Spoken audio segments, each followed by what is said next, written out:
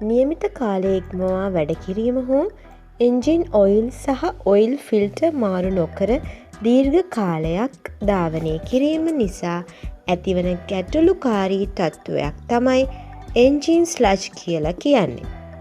කාලයත් එක්ක මේක වැඩි වෙලා ලොකු හානියක් වෙන්න පුළුවන්. ඒක වෙන්නේ මෙහෙමයි.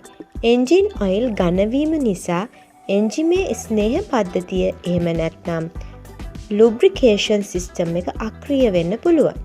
ඒකෙන් ඔබේ එන්ජිම සම්පූර්ණයෙන්ම අකර්මණ්‍ය වෙන්නත් පුළුවන්.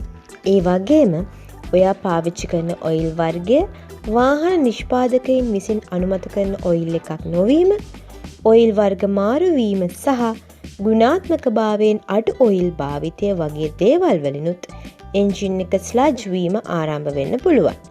ඒ වගේම මේ ස්ලජ් වීම VVTi වගේ පද්ධති අක්‍රිය කර දැමීම නිසා ඔබගේ වාහනයේ ඉන්ධන කාර්යක්ෂමතාව අඩු වෙන්නත් පුළුවන්. මේ එන්ජින් ස්ලජ් ඇති වෙලාද කියලා කොහොමද බලාගන්නේ? ඔයාගේ වාහනේ ඔයිල් කැප් එක ඇරලා ඒක අතට අරන් බැලුවම චොක්ලට් කුඩු බැදිලා තියෙනවා නම් ඒකෙන් දල අදහසක් ගන්න පුළුවන් ඔයාගේ වාහනේ එන්ජින් එක ස්ලජ් වෙන්න පටන් අරන් කියලා. ඒ වගේම ඔයිල් කැප් එක සූරලා බලලා ඒ ස්ලජ් වෙච්ච ප්‍රමාණය ගැන අදහසක් ගන්නත් පළපුරුදු කාර්මිකයෙකුට පුළුවන්.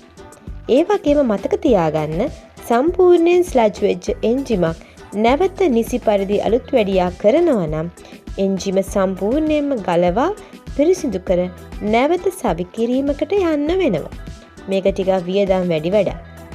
ඒ නිසා මේකට විවිධ රසායනික නිෂ්පාදන ආයතන විසින් ෆ්ලෂ් එහෙම නැතිනම් එන්ජින් ඔයිල් සමග මිශ්‍ර කළ හැකි රසායනික දීර්ඝ වර්ග නිෂ්පාදනය කරනවා. ඒවා ෆ්ලෂ් නමින් වෙළඳ පොලේ මිලට ගන්න පුළුවන්. ෆ්ලෂ් කිරීම සාර්ථක වෙන්න ඉඩ තියෙන ඉඩකඩ වෙනස් වෙනවා. ඒ නිසා අලුත් වැඩියා කිරීමට වඩා බොහෝ සෙයින් ඔබට ලාභදායී වන්නේ නිසි දැනුවත් වීමෙන් සහ නඩත්තුවෙන් ඔබගේ වාහනයේ එන්ජිම ආරක්ෂා කරගන්න එක.